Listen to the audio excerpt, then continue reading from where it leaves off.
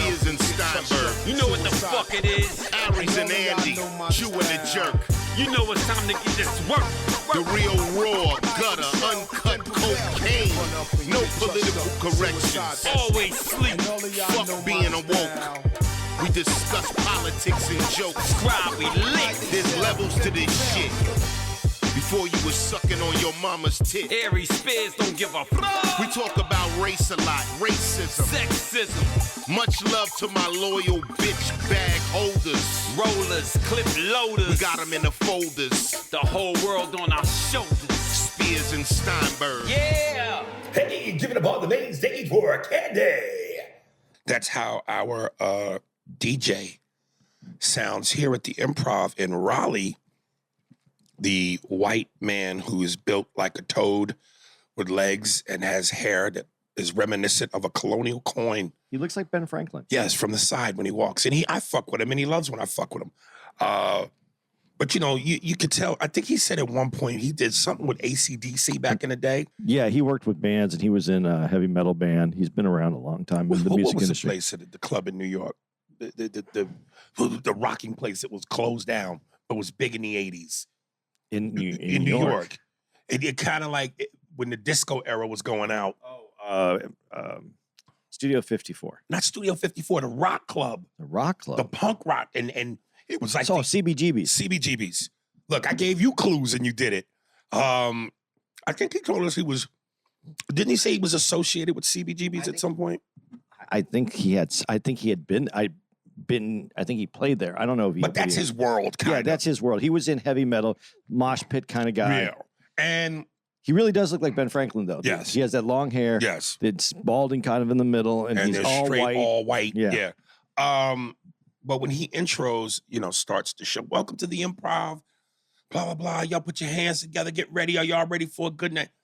He does it with this heavy metal motocross energy. Like you had a motocross event. He said monster trucks, which I think is perfect. All right. Because that guy in monster trucks always used to go, you have to pay for the whole seat, but you'll only need the edge. And right.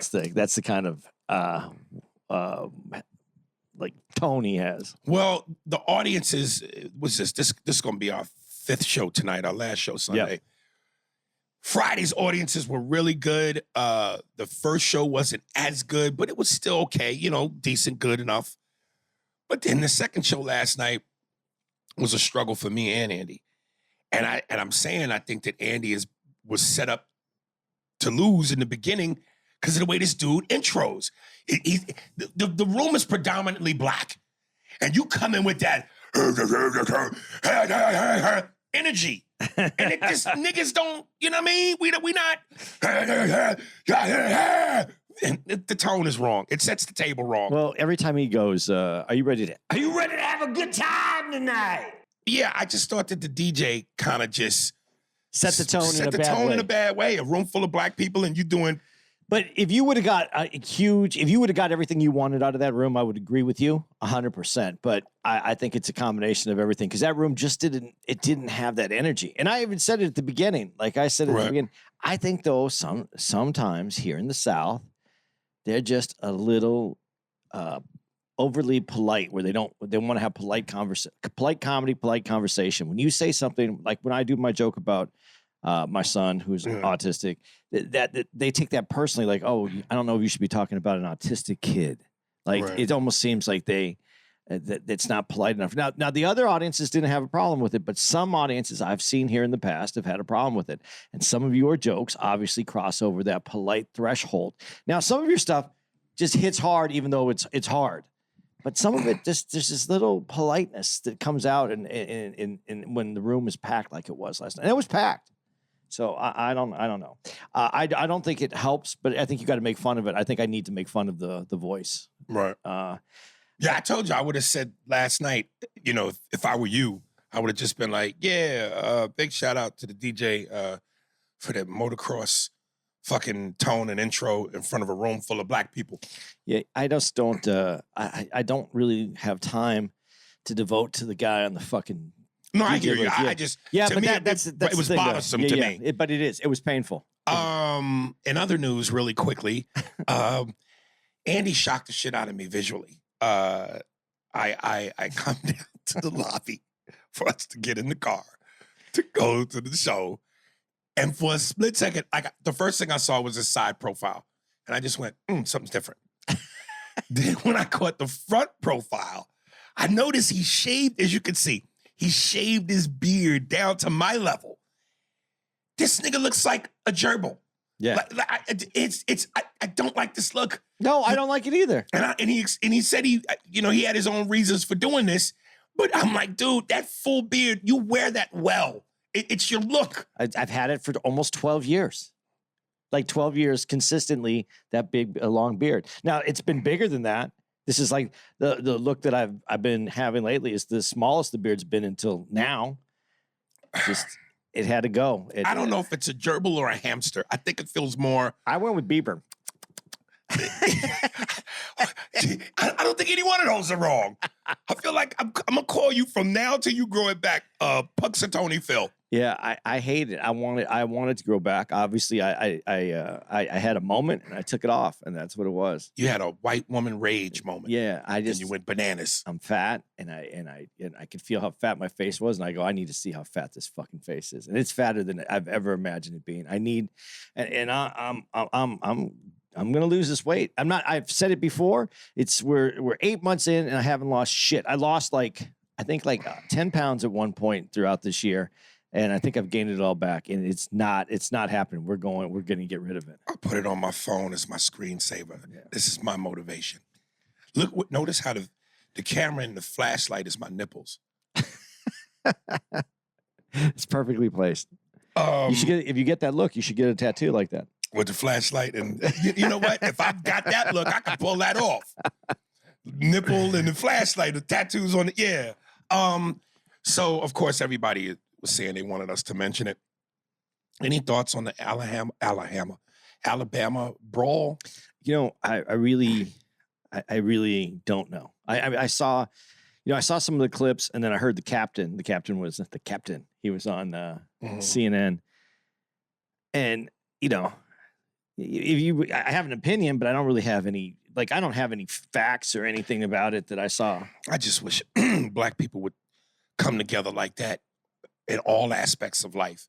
Because before I had seen or knew anything about it, all I knew was what was on the internet, but I hadn't delved into the particulars. And then once I, found out, the black guy was doing his job, and then a couple of white guys started jumping him, and it just looked like to me like a couple of hyenas jumped on a lion, and then the pride showed up, and I loved it. I fucking loved it because lions made hyenas do what hyenas do. When there's a pride of them, back the fuck off. So, yeah, but these guys didn't back up. It's really weird. And there was a young 16-year-old kid that was fighting. That was part of the crew from the ship, and he got fucked up too. White kid or black kid? White kid that was fighting with the black dude. Well, fighting with the black dude. Yeah. Unfortunate. Well, no, but I mean that's what he should be doing. It was the cat. He was part of the crew of the ship. But he got fucked up by other black dudes? No, by the white kids. Oh, wow. Because it didn't. This is where it's like why I said I don't really have a good opinion on it. Did you hear the captain on the thing? No. Okay, so the captain said they were pulling into the dock, and they had like 200 people on the boat, and this pontoon boat that apparently belonged to these kids, the ones that you saw in this fight, was sticking out past the point where the boat couldn't get in, so he couldn't pull it into the dock to the unloading area so those 200 passengers on a ship could get out. Right.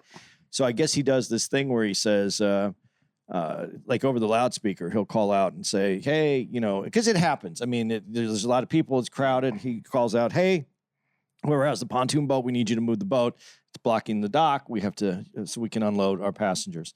And no one came. And then I guess, I don't know. I'm not going to be word for word what he said, but then I guess he sent his crewmate who's his assistant captain. I don't know what you call the next guy in charge, who was the black dude, and he got off. And I guess the kid who's 16 got off too. And they're looking to see who it is, and the captain announces it like 3 more times and says, if you don't come forward, we're going to have to call the police. We need to move the boat. And so they go down, and then I guess the kid and the first mate, that's what it calls. It's Gilligan. Right. It's Gilligan, the first mate, is going to move that pontoon boat. And that's, I guess, what they do. It's normal procedure that if someone's blocking the slip so they can get in. And so they go to move it, and I guess that's when these kids finally came out, and they attacked them. There was some words said, and then the fight is, and the captain, calls the police, and everything, goes on from there. But, I'd like to, the fight occurred because of the situation. But was it a black man and these white kids that I don't think it had anything to do with him black, other than he thought he could get away with it because he was black. That's what I think. Because it was about him moving the ship, and it was a black guy moving the ship. So he thought he had some say. And I think that's why it happened.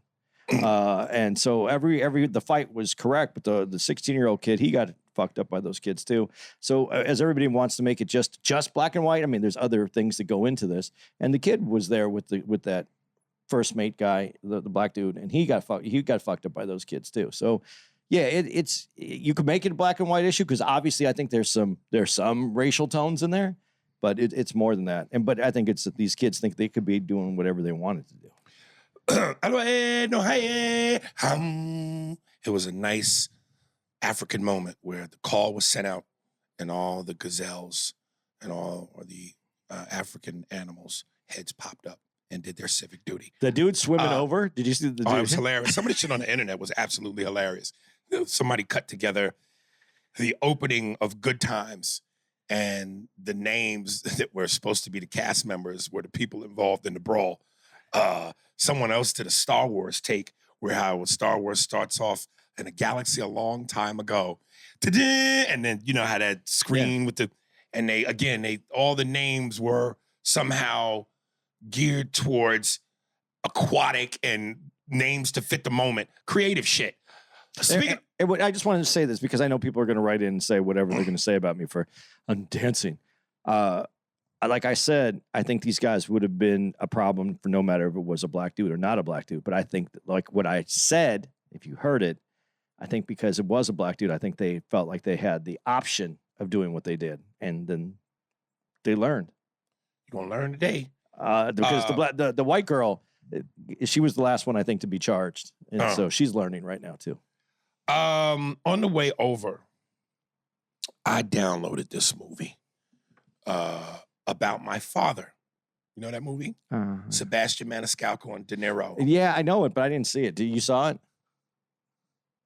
What a complete fucking dud. Dude, that's so horrible to say. No, Andy, I promise you. No, I know it's horrible. I feel bad. But listen, and here's why I was so anticipating this was going to be great. But then I thought, I don't think it was great because I didn't hear nothing about it at the box office. It made no noise. So now I'm going, this makes sense because Sebastian Maniscalco, one of the hottest comedians on the planet, and I thought him and De Niro playing the stereotypical Italian dad, which feeds into Sebastian's persona, man, this movie was going to be dynamite. Andy, it missed. This shit is terrible. Nothing funny, nothing stands out, and of course they're playing on, Sebastian, the whole Sebastian, he does that thing he does. Nothing. The reason I thought it was a not a hit. I'm gonna put it that way, not a hit. I didn't even see Sebastian talking about it. Well, that's odd too. But like I said, had the movie come out and it'd been a monster, you would have heard it. You would have heard rumbling. I've heard nothing. But even a decent film, you would have seen Sebastian. I would have saw him on social media. I would have seen him saying some things. Right. I would have heard other people talking about it. And then the actor side alone, De Niro just coming, being on some interview, entertainment, nothing. Andy, I'm telling you, and I don't know if you want to see it or not, but of course, I want to see it. I wanted to see it because I just, as a comedian, I wanted to see Sebastian, him do his thing, what was he going to bring to it? And then again, the combination with De Niro, I just thought, this has hit written all over it. First of all, you got Robert De Niro. So that's a huge liftoff. And again, he's playing, and you know, De Niro doesn't do much comedies. What we've known him for is the three: Meet the Fockers franchise, Analyze This, Analyze That, and now this. So this is his third stint at comedy. Oh no, you forgot the grandpa thing. That was okay. The one. Do you know which one? With Zac Efron. Yeah. Okay. and actually, he did do that other comedy with the four old. They put four old guys going to Vegas. Oh yeah. Morgan Freeman. I actually like that movie. Who was that? Morgan Freeman, Robert De Niro, Michael Douglas. I forget the fourth guy's name. I actually thought that was all right. I didn't see that one. It was all right, and I didn't mind the grandfather one either. I didn't see that either. It was actually kind of funny in that the chick is in there, the really hot, the one that has all the parts. She's super skinny. She's very famous. Why am I going to forget her name? Every white actress in Hollywood. No, she is a little different. She's damn, I can't remember her name. But in any event, and I just again thought De Niro's playing into his Italian shit. Man, this thing's gonna be explosive. I can't believe they missed this badly. This badly, dude. I mean, I watched this, and 40 minutes in, I'm going, are you serious? It was horrific. Like I said, without hearing anybody say anything about it, I kind of assumed it was one of those things we were going to see. I was waiting for it. Did you see it? Did you download it for your iPad? It wasn't. I watched it on the plane right over. I thought maybe I'm going to wait for it just even to be on the plane. I don't want to pay anything for it. How much did it cost you? $14.99. Too much. So I was waiting for it to come on the plane or on one of the platforms. Yeah, dude. I'm so curious for you to watch it now, just for your reaction. Yeah. So I can go, was it me? Dude, this fucking movie. I just feel bad because Sebastian's a really nice guy. He is, and he's hot as lava. Yeah. But I don't know how they missed this bad. Maybe needing content out. Wow. So whatever it is, but that's too bad. That's too bad because I mean, the reason it's too bad, the reason I'm really feeling bad about it is for Sebastian. How many opportunities do you think you get to work with Robert De Niro? How many opportunities do you think you get? Period. But then, and with Robert De Niro. Right. That's right. You put some extra on that when you put that. You know what I mean? That's what I'm saying. With Robert De Niro, it's automatic. You automatically got a lift off. Yeah. If the movie misses, it's one thing. If the movie misses and you're with Robert De Niro, that's okay. The meat and potatoes. Andy watched, much to my surprise, the 2-part documentary. I just didn't think you would watch it because you're not a boxing guy. Yeah, but he was kind of beyond boxing anyway. Oscar de la Hoya, part 1, part 2 documentary. And I just wrote, man, because you just never know someone's story until they tell it to you. Because you assume when someone looks the way he does, is rich and famous, that they're perfect inside out. And he opens up the thing talking about this cultivated, perfected image that, was made for him that was not perfect. And so again, from the outside looking in, I'm going fucking attractive as a motherfucker, successful as shit, rich as shit. Women want him. He was probably the Michael Jordan of the welterweight division at that time. What's not right?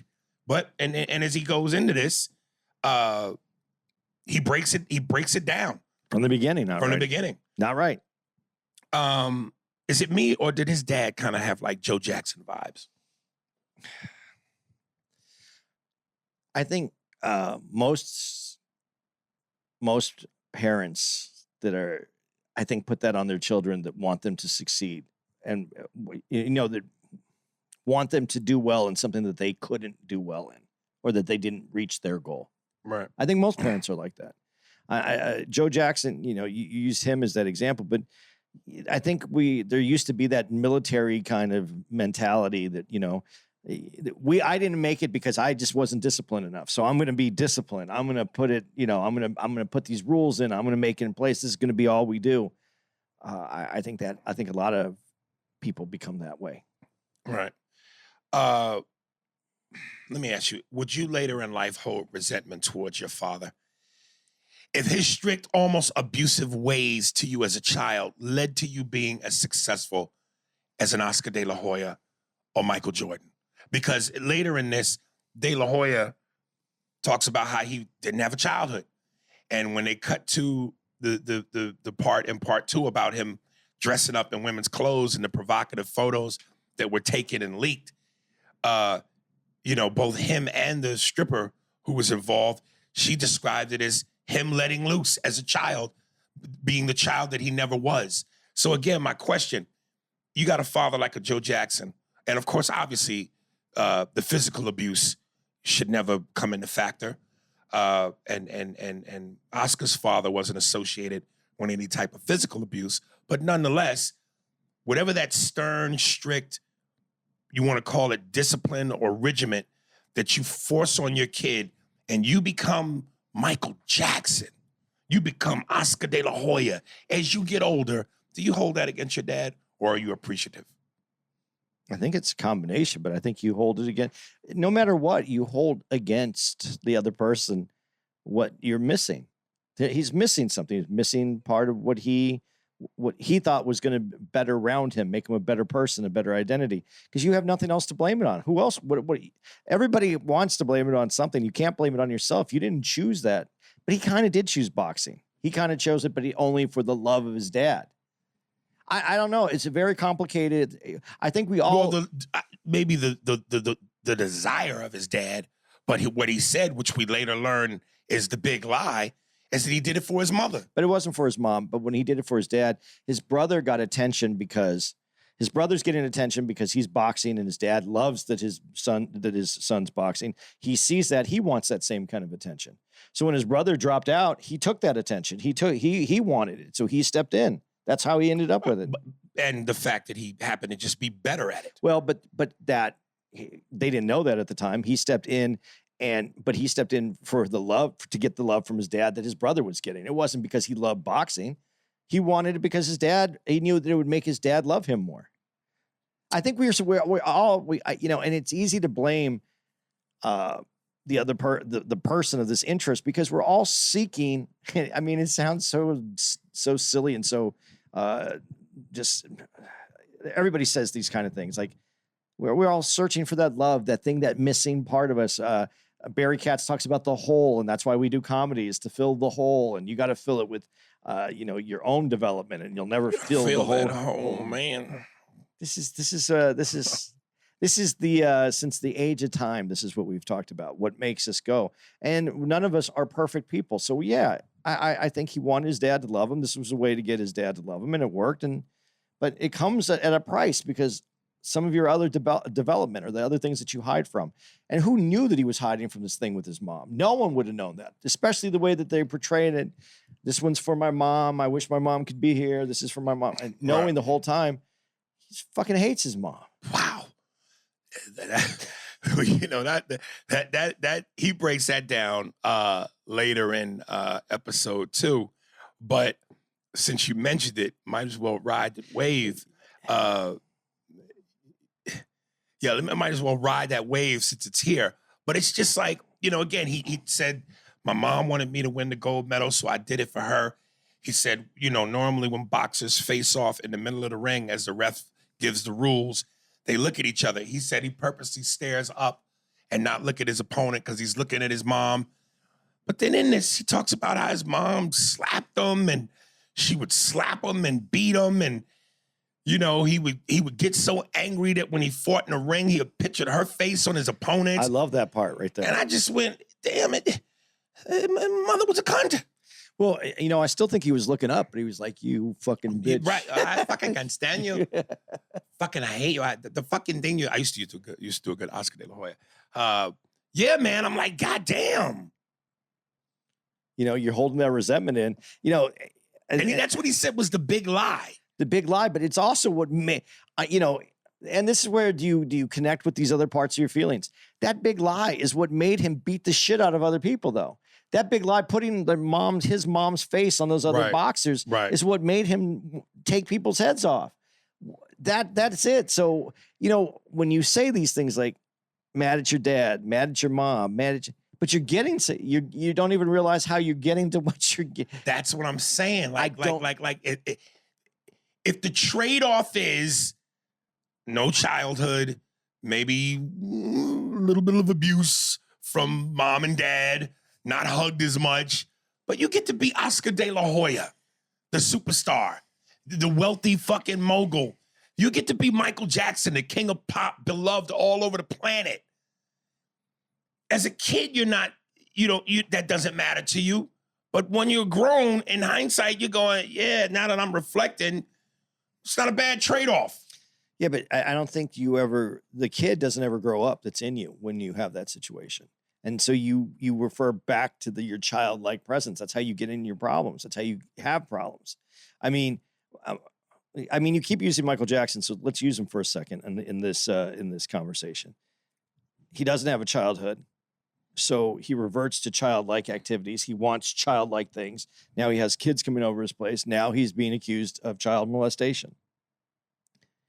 You have to deal with the kid in you so that you don't have those kind of problems, that you don't go back to those. Now, I'm one of those people who's still,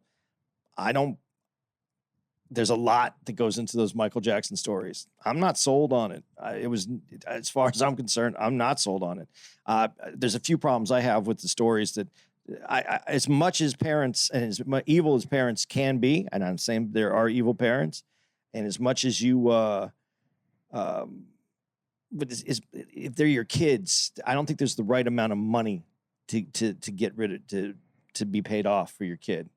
And you wouldn't want that happen to other people's kids. Now, the other side of it is some parents might be embarrassed if something did happen, and they'll take the money and they'll be quiet because they'll feel it'll be better for their kid because then he doesn't have to go through it and they're not talking about it. Who knows? I really don't know. So that's all speculation, but I wanted to add that to it because I didn't want to make this sound like I'm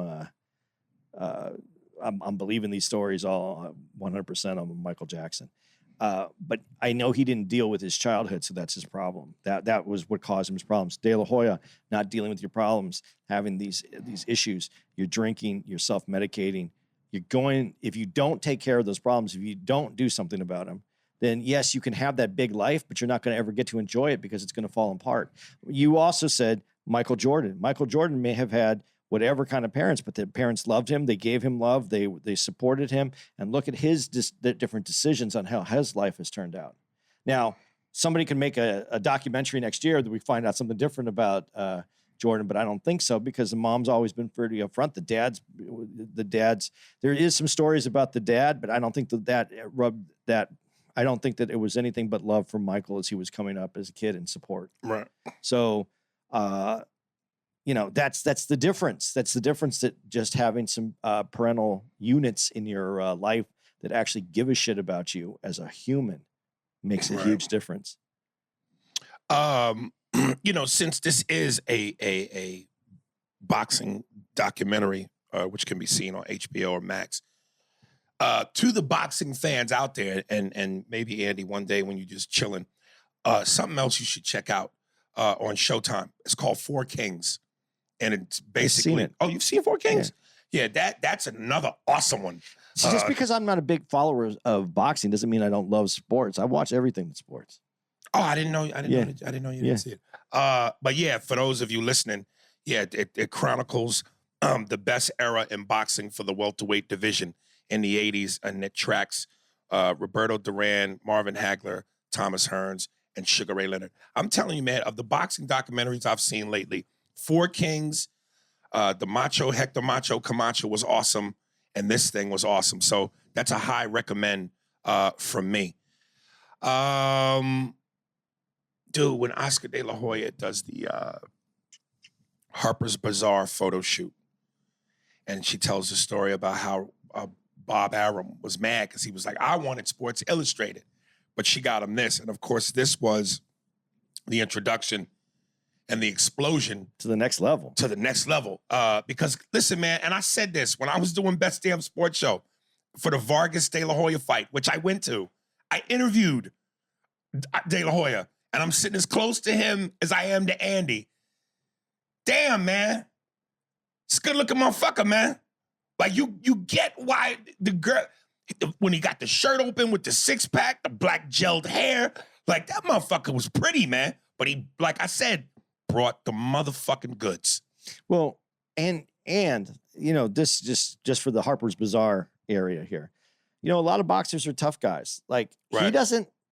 he obviously he's gonna say the things that a boxer says, and he's gonna have that, but he didn't seem like he was someone like a woman could feel comfortable around him. It wasn't this aggression, you know, it wasn't he had this presence about him. And I you know, he was one of those dudes, man. Like when I was growing up, you know, that's what you kind of wanted to be like, you know, good looking, but strong, but, you know, had that, you know, you were macho, but you were not scary. I don't know how to put it. And he's so good looking. And I'm going to say it this way. He's so good looking that even after all these years of boxing and the fights and taking the punches, he still looks good. He got the natural older man weight in the face, but he's still a good looking dude. But most boxers don't finish like that. Right. Especially lighter skinned boxers, white guys, light skinned Hispanic dudes. Right. They get cut up, they get abused, they get scarred. He doesn't look like that. Yeah, I mean, listen, you know, Ali in his prime, he called himself, I'm pretty. And Ali was a good-looking dude. You know, so when you look at a guy like Ali, Sugar Ray Leonard, same situation, De La Hoya, you know, people want to tend to think because these motherfuckers are pretty boys that they don't bring it as much as the non-pretty boys. And it be the pretty boys knocking these hardcore motherfuckers the fuck out, which is what I loved about the Vargas thing. And I'm jumping a little bit, but well, before I jump, let me go ahead and say this, because I remember when I talked to you on the phone, this was something that you said got in your craw. I love when Oscar, because the big deal for him, and Larry Merchant alluded to it was, yeah, you're knocking a lot of people out, you're winning these fights, but when are you going to knock somebody out of substance? When are you going to knock somebody out who counts? And for him, Chavez was a major milestone. And it's crazy because they said something to the extent of the hardcore Mexican fans are side with Chavez because he's one of them. And they wouldn't give Oscar his credit within the community. And I love when Oscar acknowledged, listen, man, I'm Mexican. My family is Mexican. I was born in America. And therefore, I'm proud to be an American. Where I think the hardcore vatos, the hard Mexicans, they look at Oscar like, here's a guy who acknowledges himself as an American, then a Mexican. Whereas a guy like Chavez is Mexican first, American citizen second. And even Oscar said, I articulate well, I'm lighter skinned, I'm extremely handsome. You know, he's treated like a rock star. He rubs elbows with the elites and movie stars. And the hardcore Mexicans can't relate to that. Whereas Chavez is from the streets. He's a man of the people. And so that was an interesting thing to hear him have that dilemma that, again, so many of our people have had within our community. Light skin versus dark skin. You know, field Negroes versus house Negroes. There's that divide in the Mexican community too. Yeah. And it's just listening to you right now is making me even more angry. This is where I have this conversation on the podcast in ways. I never said it this directly, I don't think, but I brought up Mexican American and then African American, and the fact is American, and the idea that the idea that Mexicans in this country that are Americans and siding like, oh yeah, he's not this, he's not that. Neither are you, motherfucker. You can't go to Mexico where they embrace you like you're the truth. You're part of the Mexican culture of Mexico. You're not. We're not. And it pisses me off. It pisses me off because you're American. And the divide between lighter skin and darker skin, maybe lighter skin dudes you see you feel like it has a leg up, so he's not as real as me because I'm darker and I have to go through. Fuck all that shit, man. If we can't get it together as our own people, why should any of those other people care about what the fuck we do? If we can't get it together first. And this is where it was with me. And I've said this before, man. I was too dark I was too dark for the Jewish side and I was too light for the Mexican side. I didn't fit in on either side. And then people on this podcast, why do you tap dance around this? Why do you do that? Because I've seen everyone. I seen what America is. I seen what white folks are. I see what my Mexican side of my family is. I see what my Jewish side of my family is, and fuck them all, because the only thing you can do is be a human. And if you want to be American, step up, because this American land of opportunity gives you the ability to do it. And yeah, it may be harder. There may be a different path that you have to take if you come from a different thing besides white European. But you take the path, and America will fucking give you the opportunity to get there. The path may be harder. I'm sorry. I can't make anybody's path. Some people that are just regular white European dudes have a hard path too. We don't know what their path is. We only walk in our shoes, but we want to tell everybody their path is easier. I didn't walk their path either, so I don't know. I don't have the answer to that question. What I can tell you is I can see how fucked up we make our paths. Well, listen, man, that's why, that's what I loved about De La Hoya, though. It's like, for all of this shit that they wanted to throw at him in terms of not being this and not being that, well, I tell you what he was a legit motherfucker with them hands. And the fact that it's like, he beat Chavez the first time, but he really beat him the second time. He had to because, again, he didn't beat him enough because it wasn't good enough. And then even after he beat him, it was still, well, that was an old guy. Well, Chavez, after he beat him the first time, kind of gave an excuse. After the second whooping, he said, "You beat me, man." Yeah, but even in boxing, the boxers, the analysts, the people who do everything, the talking heads around it. Usually, when you win a fight, you win a fight. Yeah, they may, unless there's some really shady shit going on. But usually, when you win the fight, you won the fight, and they'll say, "No, he wasn't on the top of his game." No, they wanted to give him a little. They didn't want him to have it because he is honestly, and this goes past even just being just the Hispanic side that he's on. He's just too pretty for fighting, and I think when we do this, prettier fighters. Harper's Bazaar, as you just said, right? They don't want the sport to be taken over by these guys. Now, good looking. I hate when I see a really good looking comic. It's straight jealousy. Matt Rife, okay. But he brings it. That's what I love. It's one thing if you a pretty motherfucker. And if your skill level is then that shit goes away. Yeah, but still, like I'm going to bring up Matt Rife because he's a good-looking comic. He's killing it right now. Right. He's one of the top sellers in the game right now here in comedy. But I was like, dude, you're a good-looking dude. You couldn't find another gig. Comedy's for people that are supposed to kind of be heard and seen a little bit. I get what you're saying with that, and that's funny from a comedic standpoint. But you do respect the fact that this motherfucker comedically brings it. He's very talented. I'm not saying that he's not talented, but he could have had great talent in another direction too. Jeff Dye, another good-looking dude that I'm like, dude, go do some. I respect their comedy chops. They both have great comedy chops. What I'm saying is, and I respect obviously what a good-looking dude can do in any whatever they're doing. Right. But sometimes when you're working with that dude, and it's not something that requires your good looks, and you're there hustling, and now someone else is there looking great, and you're like, oh man. I just always thought that was stupid, and I didn't understand that within the Mexican community. It's like if I'm a Mexican, and De La Hoya is Mexican, you don't want to claim him or say he represents you because he looks like a model or because he's so successful and he rubs elbows with movie stars. He's still Mexican. He's still you. Why do you be proud of that? Because he represents you unless someone else you feel is representing you more. That's what it was. Someone else was representing you more. If he was fighting a regular white dude, then they would have been on his side. If he was fighting a black dude, they would have been on his side. It's that he was fighting a Mexican that they feel was like the real Mexican. And I fuck all you guys that don't like how I say it anyway. I have little speech issues. I don't go to your issues. You do. Issues. So I should go to your house and tell you what your fucking problems are. All right. So this is the way that we are as in our packs. When we are in our little packs, we run with the people that we feel take care of us the most. Well, it's funny that you said that because one of the things they said specifically when he fought Trinidad, which was another big deal because Trinidad was undefeated. He was pretty much undefeated. They both were considered dynamite fighters. And they said, the Mexican people are going to borrow him for this one because Trinidad's Puerto Rican. Yeah. So even the hardcore Mexicans who don't really like De La Hoya, for this fight, they're going to borrow him. He's Mexican today. And it reminds me when Neri was like, if somebody gets mad because there's a role for a Hispanic person, and instead of casting someone who's Nicaraguan, they cast somebody who's Cuban. He's like, fucking take the win.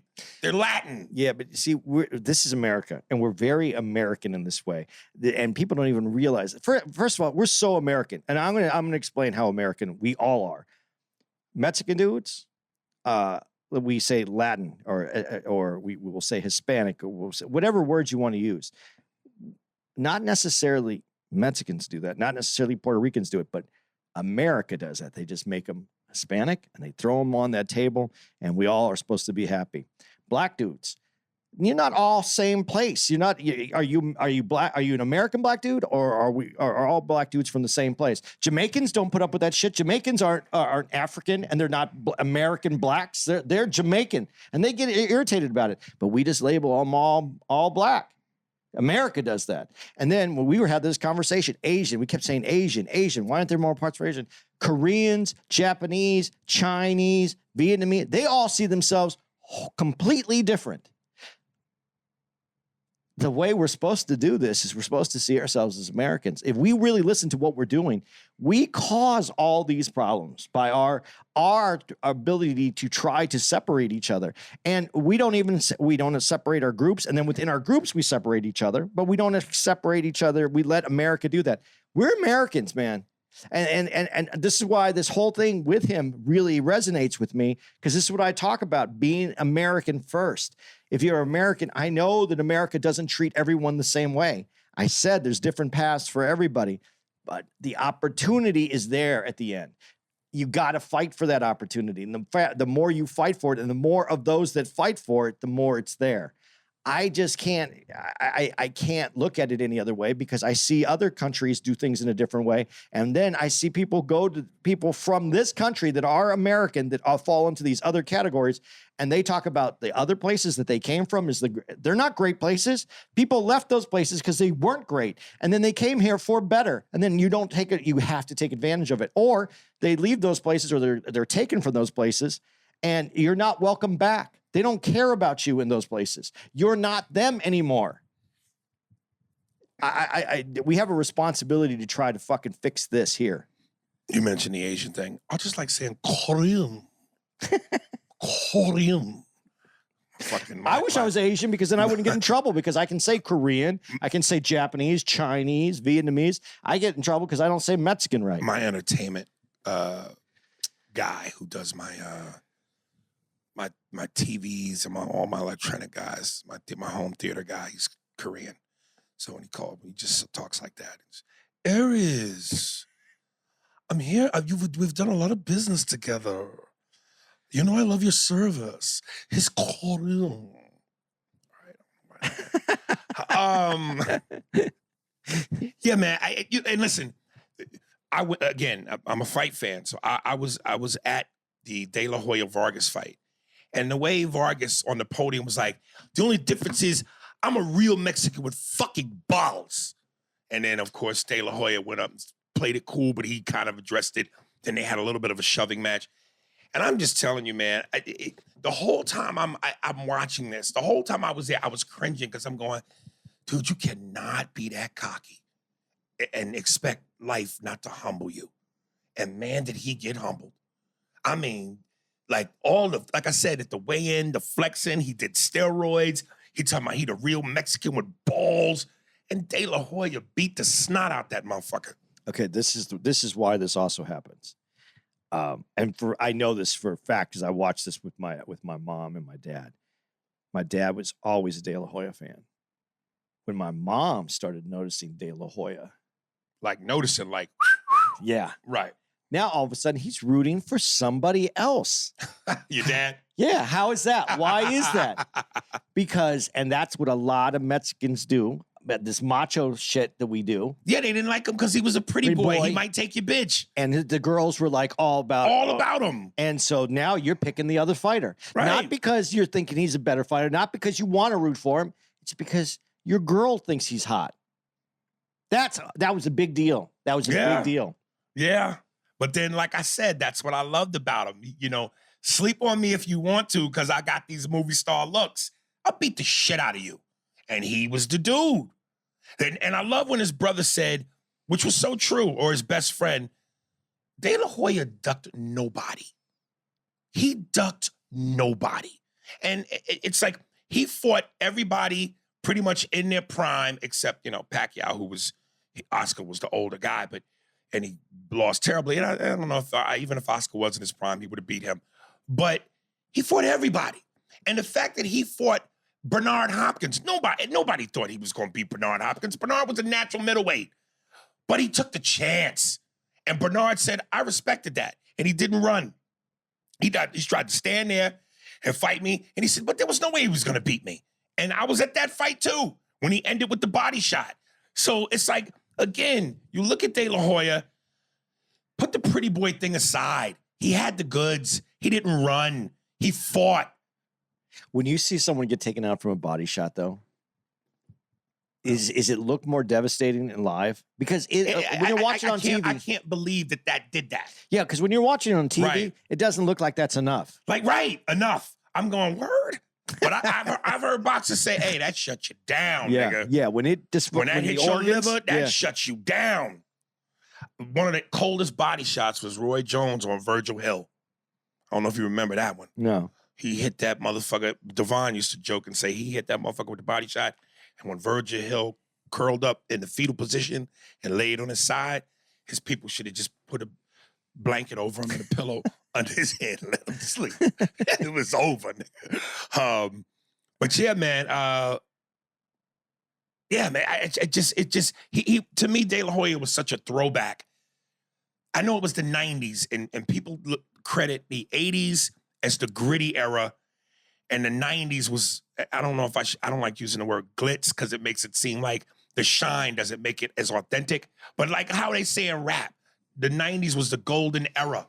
That 90s era, that welterweight division, even the heavyweight division, which was Lennox, Tyson, Holyfield, Michael Moore, a little bit of George Foreman.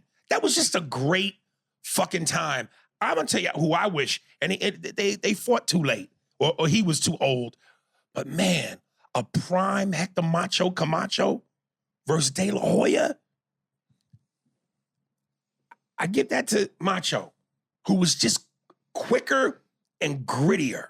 But didn't De La Hoya have a little bit more power in the punch? Didn't Macho? Yeah. I think so. He wasn't as fast. I don't think he was as fast. But that to me would have been so exciting because it would have been like, what's gonna win? Power or speed? Because as quick as De La Hoya was, Macho Camacho was lightning fast. I think faster than De La Hoya with both hands, footwork.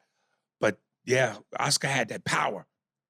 Oscar had that power in that left hand. It would have been. You're right. That would have been something. That would have been a fight, boy. Dude, and this is where I go. How fucked up is this with De La Hoya's dad? He goes, if my son would have fought Chavez when Chavez was younger, Chavez would have whooped my son. See, why do you say that? Because his dad's. This is where I say this is where your dad is angry because he didn't make it. Because he didn't make it. But you say that about your son? Yeah, because who, mind you, because you're living through him vicariously, is this successful fucking boxer who's putting you in a home, who's making sure you're rich and set for life, giving you the cars and all the shit you want. And you say that? Yeah. That's fucked up. Because you're mad that it wasn't you. You're mad that it's him. Even if you're living vicariously through him. Do you got any notes about the communist, his trainer, the communist guy? The one he went to, the second one when he got Yeah, better? yeah. No. Oh, dude, I think it's funny that I like if you're gonna get a boxing trainer, you want someone. I want a communist boxing trainer. I want someone that's been through some shit like that, Right? And it is hard. But I just thought that was funny because you were talking about the dad, and that other man seemed like more of a father to him, right? To De La Hoya, which I never understood why when here's what I noticed in this thing too, man. Like De La Hoya got rid of him. Like when De La Hoya would lose, he'd clear camp and start all over with new people. And it seemed like he made a lot of excuses, man. Like he'll go, he said when I was in training camp for Pacquiao, I was drunk. When he didn't win a fight with, I forget what fight it was in particular, he blamed the trainers. When he talked about how he wasn't there for his kids, he said, you know, I feel bad about the fact that I wasn't there for my son when he was a kid. Then he takes a beat and goes, but I'm here now. And I'm just like, you know what I mean? Like he makes excuses, man. Sounds like his dad, though, doesn't it? Right. I like, you know who I liked his brother who just admitted, man, I just didn't want to get up in the morning. I didn't want to run. I didn't want to, there's no excuses with him. He was just like, he was proud of his brother. In the end, he's proud of his brother. Right. I liked that he got his ass kicked by his brother that let him know that he couldn't be the big brother anymore. He said he hit me with a gut punch and I said, I'm done. But I like how he just said, nah, that wasn't my place. I didn't have the discipline, the heart, the soul to be a boxer. Right. And so there's some honesty in that household, but I mean, you really, you know, we're getting, this is a particular vision of that household, and it's mainly coming from De La Hoya. So, what else are your notes though? Because I know we're almost at that hour. I don't really have that many more. Maybe one or two more. Okay, so this is just this episode. What did you think though when you did see the photos? Did you think did you believe they were fake when they said it was fake? No, I didn't believe that it was fake at all. But here's my question to you. So and I don't think De La Hoya is gay. I don't. But if you're a guy who likes to wear pantyhose and heels and women's shit, I don't believe he's gay. I don't believe that makes you gay. Does it make you gay? No, it doesn't make you gay. What does it make you? It made him cross-dressing for a moment. But here's what I would say about it. It doesn't sound, and I don't know because I'm not there, but from what I saw, from what was advertised, from how they describe it, it wasn't something that he was going out and doing on a regular basis. It sounded like he was this girl. She let talks her tell about it. She let her tell it. Let her explain how it was. That he felt very safe, and it was connecting with a feminine side that he didn't get from his mom. He had some issues there on that side, and he dressed up. And it looked like, I'm going to be honest. When I saw it, if you take the sexual part out of it, if it wasn't sexual, and it's hard to say that's not. But it looked like he was having fun. I was doing dress up. I mean, if like a gag, like you're going to go out for Halloween and do it. Do you know what I mean? Well, if you're going to do it for Halloween, you have a great alibi. Yeah. It's Halloween. Right. But I can tell you there's black dudes hearing this right now going, nah, you gay, cuh. But no, if he's staying at the house with the girl and he's dressing up. In private. And they're having like this little like lady pajama party. Jesus. There's more nuance to it than you're just gay. Just because you wore that doesn't mean you're gay. This is a bottom line.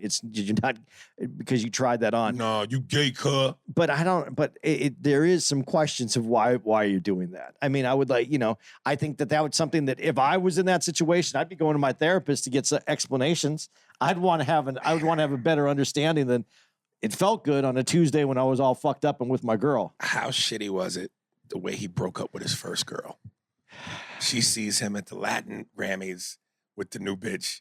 He comes home, and prior to give you guys some context, before he goes, she had already been speculating that he had been doing shit. So like most men who feel like they're in the doghouse or they're about to be, he went and bought her a tennis bracelet, whatever you call it. Tennis bracelet. And said, hey, listen, I'm going to go do this thing over here, decorate the house, make it however you want. I'm going to give you the illusion that I want you to be happy, whatever it takes. Cut to, he leaves. She sees him on TV with this other broad. He comes back. They're in the car. He simply tells her, I have more money than God. I don't love you anymore. Gets out the car, walks on her side, taps on her window, and basically says, in a divorce, don't be too hard on me. See ya. Well, that's some crummy shit. It's crummy, but dude, that's almost like walking away from your marriage and just going, dun, dun, dun, dun. That's the end of the show. I mean, if you could do it, I mean. Listen, as shitty as that is for her, or it could be for any woman, it's like, okay, you're going to lose, but lose big or lose small. At least, you got to throw the at least in there. He let her keep the car. She's going to get paid. Be set for life. It doesn't take away from it doesn't cover up that it's a shitty thing to do. It was really shitty. And she's still a big deal. I mean, she doesn't look that great. Now, but she was she was pretty hot back then. She had her own reality show at one time. She was, I think she was married to Travis Barker, the drummer for, was it Blink? Blink 182. Yeah, I think so. Right. I don't know. I just know it's Travis Barker. I mean, she had a good life. I mean, if someone doesn't love you anymore and they're willing to go out, I mean, at least, I mean, it sounds horrible, but get it done. Get it done and move on, because you're not going to make it better by hanging on forever. But the way he did it was really shitty. And then you show up at the Grammys with a whole nother girl. Yeah, that's. Yeah, I have to wonder if the women after her could know or knew what he did. Would that affect how they treat him or want to be with him? Because at the end of the day, they know, well, he wants me. And if I get with the cash cow and he marries me, kids, the whole thing, I'm set for life. I'm living a great life.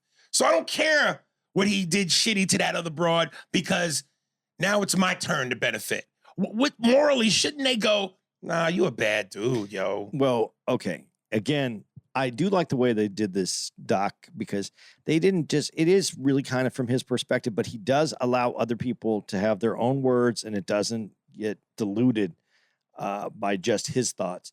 But let me ask you this question. You say to her, hey, don't be too hard on me in the divorce, whatever, you walk away from it. Yeah, it's a shitty thing to do. There must have been something that was wrong in that relationship that I don't think it was, they made it feeling that like it was just a replacement. Like, I mean, I'm with this girl and now I'm with this girl.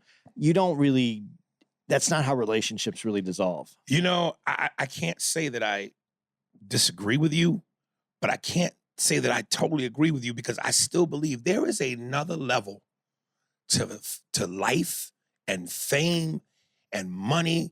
And when you are at that level that I know nothing about, sometimes I think it's just as simple as a kind of like a big rich kid with all the toys. I'm tired of that one. Not that there's anything wrong with it, but I have the option to do this over here. Yeah, I think you're right. But then if you had that option and you're tired of it and you're that person, I mean, I didn't hear a whole lot about Jeff Bezos' divorce. I mean, that's like the ultimate money divorce, right? Almost $200 billion. Right. And they separate, and she gets her 60 something $billion. He got his. It wasn't, there was a switch there. I can't compare them because I don't really know, but I'm comparing to what you're saying. Do I have enough? I'm the richest guy. I can just move on. It's more like that, not like, I would think it would be more that it would be more white cloth napkins. You know, right. The dinner's over. You clean your face, and you put the napkin down and go, I'm done with this dinner. I would like not to have dinner with you ever again. And I think I want to have dinner with some other people now. So this is over. I would think it would be kind of more like that. But who knows? Who knows what makes people... He had a horrible relationship with his mom, and I think that's going to always bleed into the relationships that you have with your significant other. Well, you know, the thing that I noticed that was kind of similar was, like, I got to imagine when you look at a guy like, again, Oscar, and then I thought a little bit about Richard Pryor, where it's like, when you're so famous, so successful, so popular, so wanted, there just comes a certain level of boredom and what's the word I'm looking for? Not privilege, but where like feel like it's your birthright, like you're owed this. I don't know what word that would be, but yeah, I understand what you're trying to say. But anyway, it's just like whenever he got bored, it was like time to move on. And then, you know, when he wasn't boxing and he couldn't get the adulation and the praise that one would get from doing what they do, in comes the alcohol, the drugs, looking for things to help numb you or get you past what you're going through. And then, you know, again, like with Richard Pryor, he never could commit. Dude was married half a dozen times. But he never could commit to any one woman, and then you throw drugs into his situation. You know, De La Hoya couldn't commit to his own kids. He couldn't commit to a relationship. He's fucking partying and doing all it. But his parents were never committed to him. He was doing what he had learned. What I mean, look at most people, when you move away from someone and you're bored, it's because of you. You can't find that thing in you. Alcohol and drug use comes because of how you feel about yourself, not how you feel about someone else. So, there's very few people that are complete, and especially in the business that you're in and entertainment in general. I mean, not comedy, just this business. I mean, the only one I can think of who has a great, there's a few people. I know Adam Sandler is one of them. He's been with his wife forever. I think 20 Right. They have a good it seems like they have a good relationship. Steven Spielberg and Kate Capshaw, but I mean, he had to go through a different thing, and he had problems with his mother. If you watched that, you never watched that movie about him. No, but I saw the doc and they alluded to that. Yeah. Okay. So, it's, I think all of us as people have hard times, but I think in that industry, the entertainment industry, the people that have problems with themselves are very attracted to that industry, because when you go into entertainment, a lot of people are going there to get away from who they are in the first place, because you get to be someone else and you get adulation. You get people to love you. Unqualified love. Like I'm funny. They love me. And that's where the love comes from. You don't need to actually do anything for anybody or have a connection or have to give of yourself. So I think that's a lot of the reasons why people that are broken are in entertainment. Now, I know he was an athlete, so he's in sports, but sports is entertainment, but his is a little different. But he was a high profile boxer where, I mean, he's running with entertainers. He's in a different position than a lot of other boxers. My last thing is, I thought the most gangsterish shit ever, and this spoke to his business acumen, as the fact that he lost to Bernard Hopkins and lost in a hell of a fashion, and then he recruits the guy to join forces with him to start his own boxing promotion company. And I love when Bernard Hopkins said, I'll do this with you as long as we don't become who we despise. And the idea of two boxers who've walked the walk, talked the talk, are going, we are going to help other boxers, but because we're boxers, we're not going to do them dirty. We're not going to Don King them. We're not going to Bob Arum. And that kind of honesty, not to mention the business savvy that it took to do that, that's, you got to respect that, man. Again, it's America, and you can do anything and accomplish anything you want. The problem is, in America, we relate how you do something by how someone else has done something. It's how you do it. There's no But way. in business, most people aren't that honest or No, they're good. not. But you have to find your own path. And that's why when you find your own path, when you don't try to follow on someone else's foot, if you don't try to do something that someone else has done, if you do your own thing, you can find your path. And that's what I just mean about we can't follow how someone else did something. The ultra successful people in this country are people who found their own path. They've all found their own path. I mean, okay. And what I mean by this, he's a boxer, but found a path to become the ultra successful person that he was. He's not as successful right now because he's still going through some shit, but he found a path. Michael Jordan found a path. He found his own path. It was through Nike, but he had a lot of help getting there, but he had the right development, the right business, the right acumen. He did it himself. He figured out a way. Jay-Z found his path. There's all people who have done this before him, but they all find their own path. You can't follow everybody else. You got to find your own path. And I think that's what America's here for. If you want to redo something, if you want to re-envision it, you can do it, but you got to find your own path. And that's what he was able to do. Like, he's accomplished so much, and he actually changed boxing for a long time. Yeah. So it's there's an ability here, and there's lessons to be learned. But if you want a job, and I hate to say this, but if you want a job, if you want a factory job, or a job, if any of you are tired of working for humps like that, see me, I'm at the Biltmore Hotel. You're welcome. You're all welcome. Only because you said if you need a job. Hey, you got a job, man.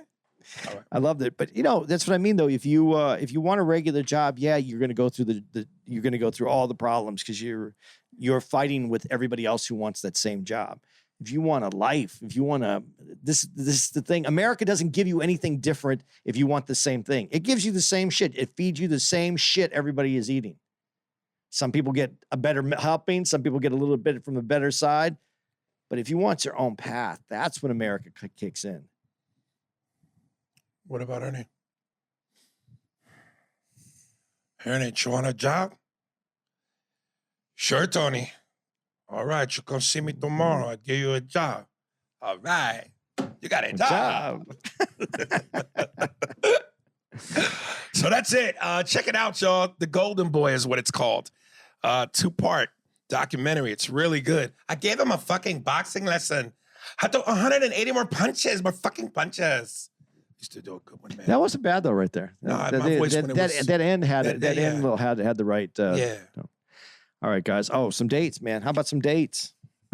We're in Raleigh right now, recording this. But when you listen to this, we're going to be in Charlotte, North Carolina, at the Comedy Zone Next week. That's it. The 17th through the 20th. Come on out, see us there. I like Charlotte, man. And then I just got a call from Gail. Gail. See, you got Gail. How that could time. you say that, Gail? I got a call from Gail. We're going to be out there, though, the 24th to the 27th at Tommy T's in Pleasanton, California. That's Northern He's California. my friend, Gail. Big shows coming up in Philadelphia. Hey, We're going to be at Helium August 31st through September 3rd. Are we going to Pat's? Of course. I got to put that into my schedule here for my eating now. I'm trying this. Are you mad because Adrian left you? She didn't leave, Paulie. She died. Okay, Rock. Yeah, I didn't think it was supposed to be this hard. Oh, that's right. We're going to go climb those stairs, the steps. I'm going to watch you. Come on, I'm man. going to watch you, nigga. Listen, I'm going to climb them. I'm doing this intermittent fasting. I don't know if it's going to work, but I'm going to give it a fuck. I'm giving it a hell. I didn't eat today until 2. I can eat till 10. I didn't go crazy. As long as you don't eat cuff and link. Cuff and link. Then September 7th through the 10th, we're going to be at the Stress Factory in Bridgeport, Connecticut. Not the one in Jersey. No, Bridgeport, Connecticut. Yeah. We're going to go have some bees. Some bees pizza. And then, let's see, September 15th through the 17th, we're going to be in Louisville. That's all, Mom, Lolly, I'm the greatest. You're going to see me, I'm the greatest. I fought George Follow, I fought Sunless, I fought your face, I fought it to I'm pretty, so I don't have a mark on my face. I've been knocked down, but I've never been knocked down. I'm the greatest. And that's good for now. That's good for now. It's good for now. All right, that's Get it. your tickets, man. Come Hey, out. man, real quick. So I said I wasn't going to do it, but I did it. I watched the first episode of Winning Time. What'd you think? Oh, it's great. Good, right? It's great. I love how they do that break the fourth wall, talk to camera shit. Yeah. It really fits into that idea of how they're doing it. Yeah. And it looks like they're going to have Larry Bird doing that a lot in this coming up. But I don't think I'm going to watch anymore. I thought you don't want to do them 2 at a time? You're right. Let's do that. You're right. Well, how do you guys think we should do it? Just tell us. We're sending Well, they don't give a fuck. Yeah, 2 at a time, or do you want the whole thing at once? In other words, do you want me to put the dick in a little bit and stroke what I put in and then work it till I get it all the way in? Or you just want one gigantic shot at once in the motherfucker? I don't even want to talk about it anymore now. That's a show. Spears and Steinberg. Thanks for listening to the Spears and Steinberg podcast. If you'd like to know who's responsible for this shit, it was hosted by Ari Spears and Andy Steinberg, produced by Steve Merrick and Anthony Holmes, executive producer, Big Papa, Robert Kelly, and Matt Kleinschmidt for the Laugh Button podcast. For more information on where to find us on the internet, visit SpearsburgPod.com.